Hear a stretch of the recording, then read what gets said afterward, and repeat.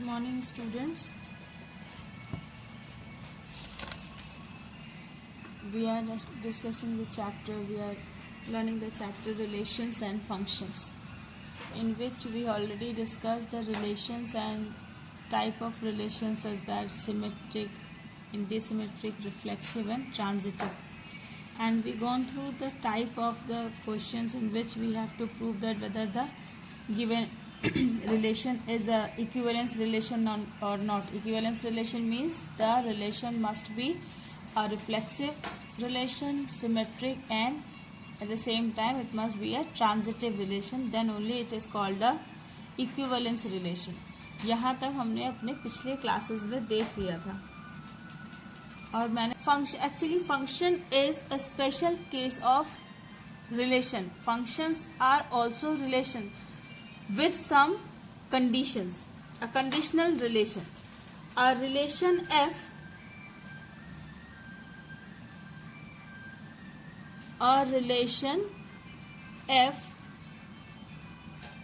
from a set A to a set B. Here A and B are the non-empty set. A relation F from a set A to a set B is said to be a function. Is said to be a function if every element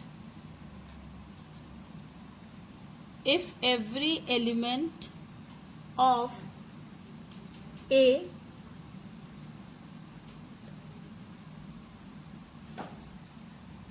has one and only one image, one and only one image in B. A relation F from a set, a non-empty set A to a set B is said to be a function if every element of A has one and only one image in B. कोई relation F एक function कहलाता है A से B पर अगर A के सारे elements, पहली कंडीशन क्या है, the participation of all the elements of A के सभी एलिमेंट्स उस फंक्शन में इन्वॉल्व होने चाहिए. दूसरी कंडीशन क्या है कि एवरी एलिमेंट ऑफ ए के प्रत्येक अवयव की हमें एक और सिर्फ एक प्रतिबिंब मिले, सिर्फ और सिर्फ एक प्रतिबिंब मिले, तो ऐसे रिलेशंस को हम फंक्शंस कहते हैं. And therefore every function is a relation but reverse need not to be necessary. हर एक फंक्शन एक रिलेशन होता है, लेकिन हर रिलेशन एक फंक्शन हो ये जरूरी नहीं है, क्योंकि रिलेशन में ये कंडीशन नहीं है कि एवरी एलिमेंट ऑफ ए का हर एलिमेंट पार्टिसिपेट हो, ये रिलेशन में जरूरी नहीं होता है. But to be a function, a relation to be a function, it is necessary that each and every element of A must be participate in that function, and every element of A has one and only one image in B. In other words, you can say that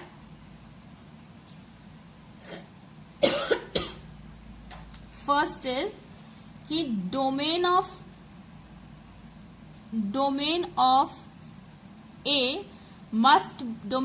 F must be the whole set A. Domain of F must be equal to A, the whole set A. जो domain होगा function F का वो पूरा का पूरा set A होना चाहिए. और दूसरी चीज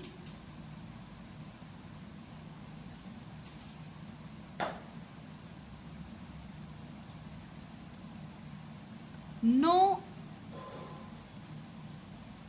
two distinct ordered pair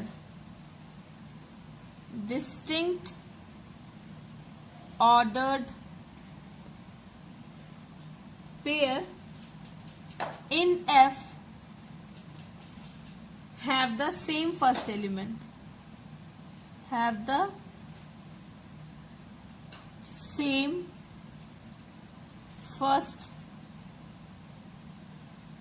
element, ये चेक करने का एक आसान तरीका है कि दिया हुआ रिलेशन एक फंक्शन है कि नहीं।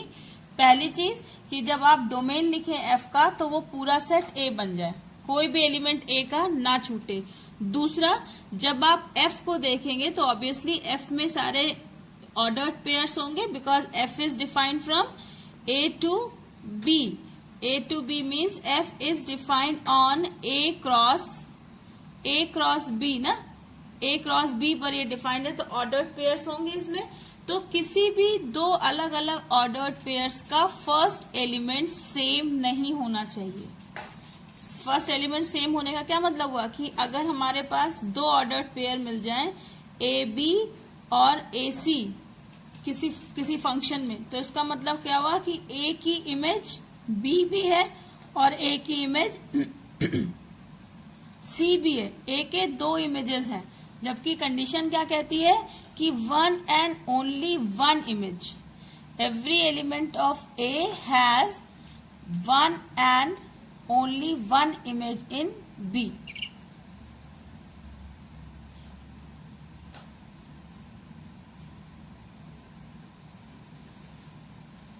ओके, तो अगर कोई भी ऑर्डर, अगर आपके पास कोई रिलेशन दिया गया है and you have asked to check that whether the given relation is a function और नॉट, कोई रिलेशन आपको दिया गया हो और आपसे ये पूछा जाए कि ये दिया हुआ रिलेशन कोई एक फंक्शन है या नहीं है, तो आप क्या चेक करेंगे? सबसे पहली बात कि डोमेन ऑफ एफ, एफ का जो डोमेन आप बनाए उसमें पूरा सेट ए आ जाना चाहिए, पूरा सेट ए आ जाना चाहिए। और दूसरी चीज कि एफ के किसी भी दो अलग डिस्टिंक्ट ऑर्डर्ड पेयर का फर्स्ट एलिमेंट सेम नहीं होना चाहिए।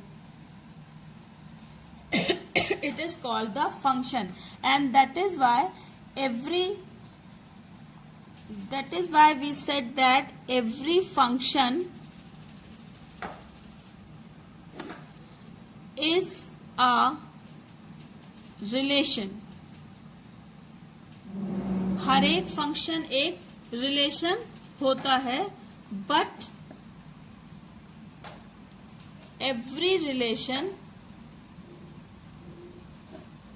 Is not a function. हर एक फंक्शन एक रिलेशन होता है, लेकिन हर एक रिलेशन एक फंक्शन नहीं होता। अब पिछली क्लास में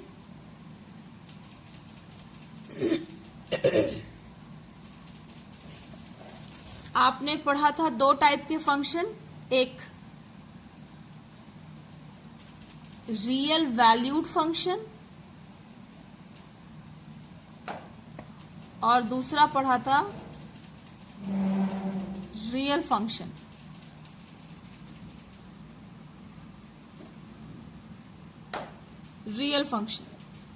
real valued function and real function. Actually we are dealing specifically with the real functions. What are the real valued function? If every element of domain has a real value under the function f, then it is called a real valued function. A function is called a real valued function if its range is either R, the set of real number, or a subset of R. यहाँ पे हम domain की बात नहीं कर रहे हैं. Range of the function must be real. Range of the function must be real. Range of the function f must be real. अगर ऐसा है तो इसे हम कहते हैं real valued function. Real valued function मतलब फंक्शन की वैल्यू, अगर डोमेन का कोई एलिमेंट हम x लें तो y is equal to f x, ये रेंज का एलिमेंट होगा, मतलब image of x under the function under the rule f, then this y must be a real number, then it is called the real valued function. Means की domain of f must be a subset of R और domain of F must be equal to R, या तो R के बराबर हो या उसका subset हो। तो ऐसे फंक्शंस को हम रियल वैल्यूड फंक्शन कहते हैं। A function which has either R और one of its it is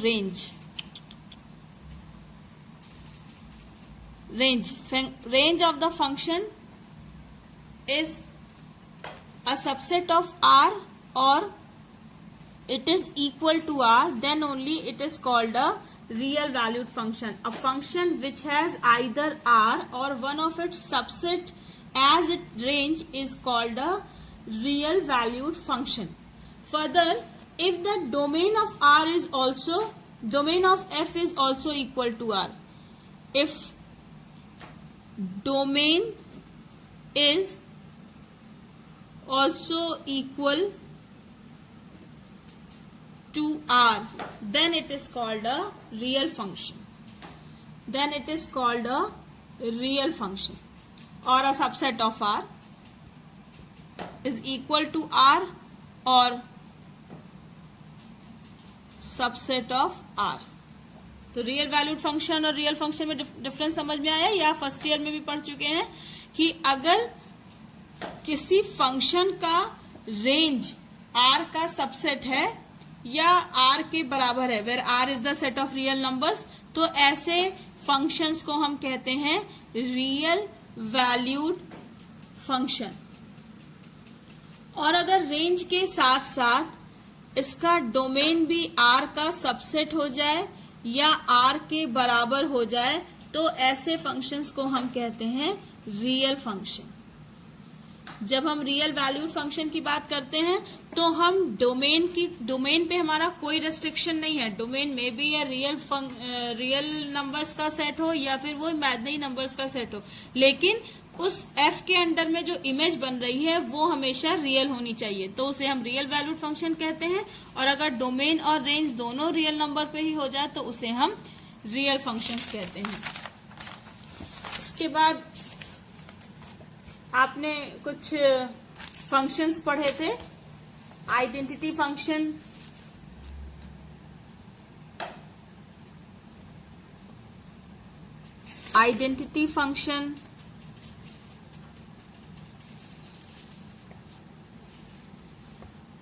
constant function,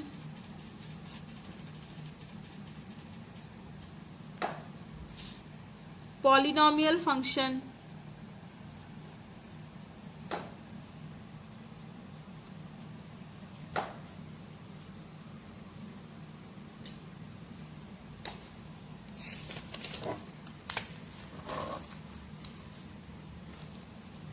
rational function,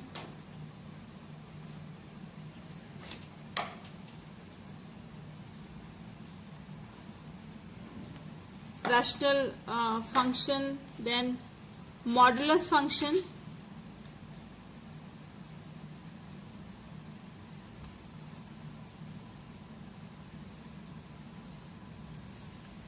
sigma function, signum function,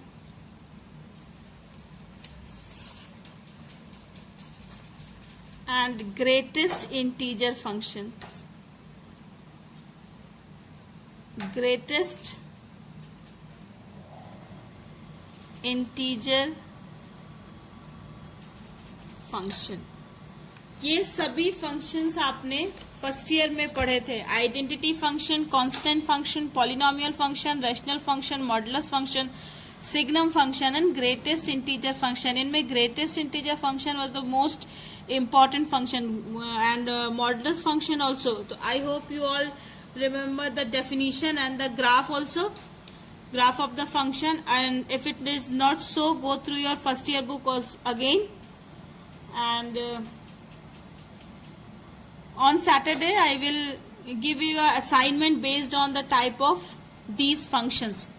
So you have your first year books, go through the type of the definition of these functions as well as the graphical representation of these functions. Then algebra of real function, it is also the part of your, it was the part of your previous class, previous course, class first year. It is just a revision of that. Algebra of real function. Algebra of real function means कि हम functions, real functions पे operations को कैसे operate करते हैं, addition कैसे करते हैं, subtraction कैसे करते हैं, multiplication कैसे करते हैं और division कैसे करते हैं, quotient क्या होता है. तो if two functions f and g, f is from x to r and g is also from x to r, so obviously we are taking the real function, means x must be a subset of r.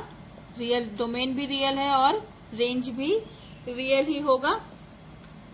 तो अगर इस तरह से हम दो functions define करें, f from x to r and g also from x to r, then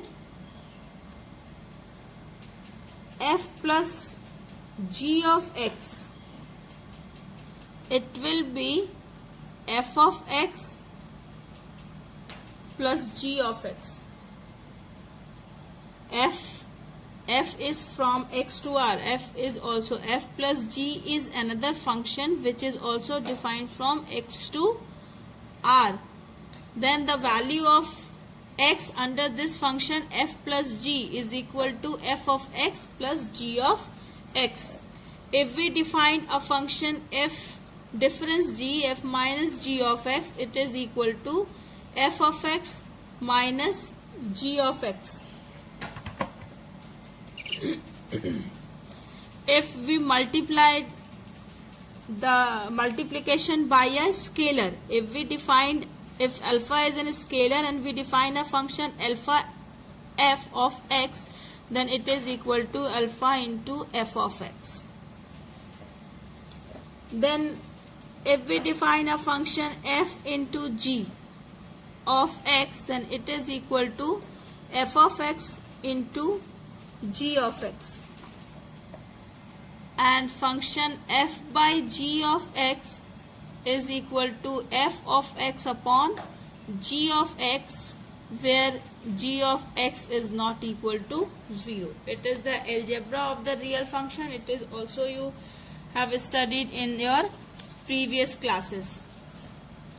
Now we start the things which is here in your class 12. Types of functions. Types of functions. यहाँ से आपका second year का course शुरू होता है.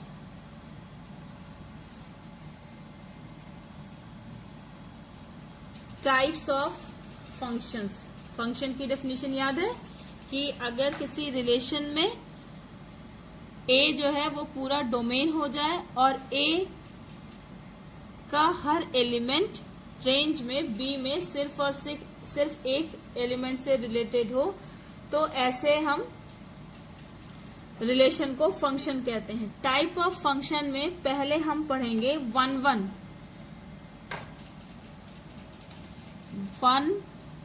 One और injective.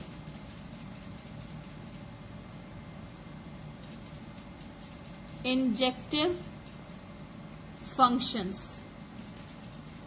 One और injective functions, जिसे हिंदी में कहते हैं एकैकी फलन. जैसा कि इसके नाम से क्लियर है, 1 1 मीन्स 1 to 1, कि 1 to 1 होता है कि a function f from x to y is defined to be 1 1 if the images of distinct elements of x under f are distinct. A function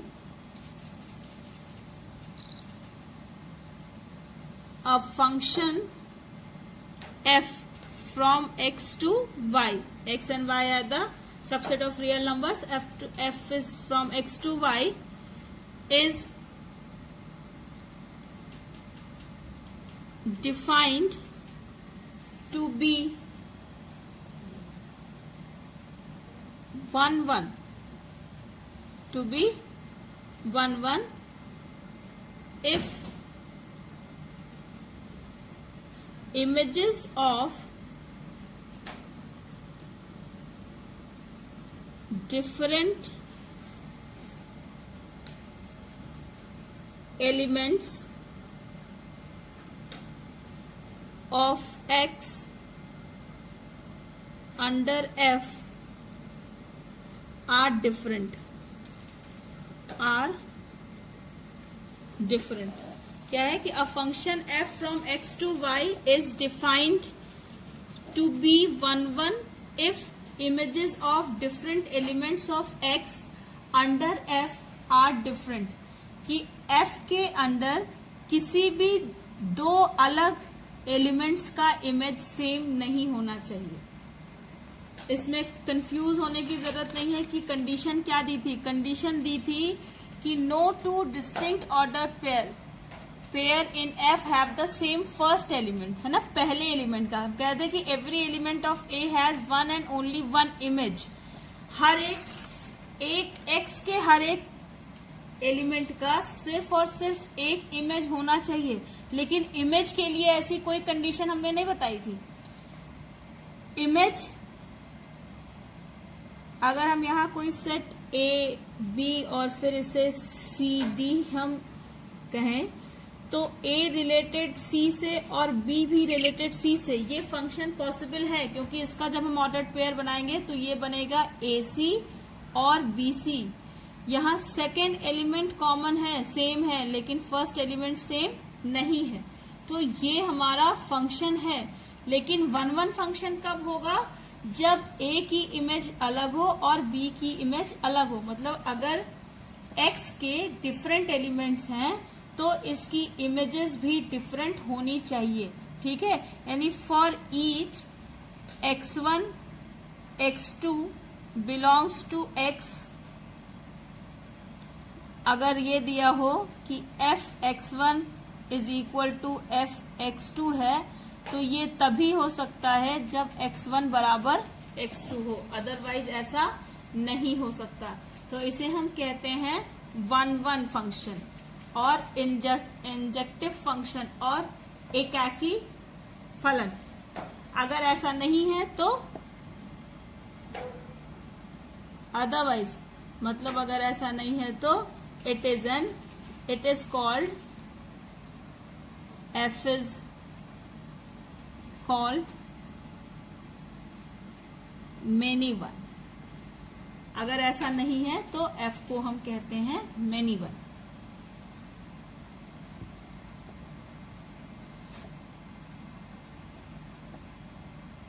So it is all for today. Go through the video at least for 2 times so that you can understand the basic concept of function. Go through the definition of function, go through the real valued function and definition of real valued function and real function, and then revise all types of functions you have studied in your previous class. Go through its definition and the graphical representation also. Revise once more the algebra of real function and then start to the very first definition of this year's course, that is 1 1 function or injective function, ekaki function. And if any type of confusion is there in any of the definition, let me know through your messages. Inbox me, I will try to make it clear to you again. Till then, keep on studying, keep on learning, keep on practicing. Stay safe. Goodbye.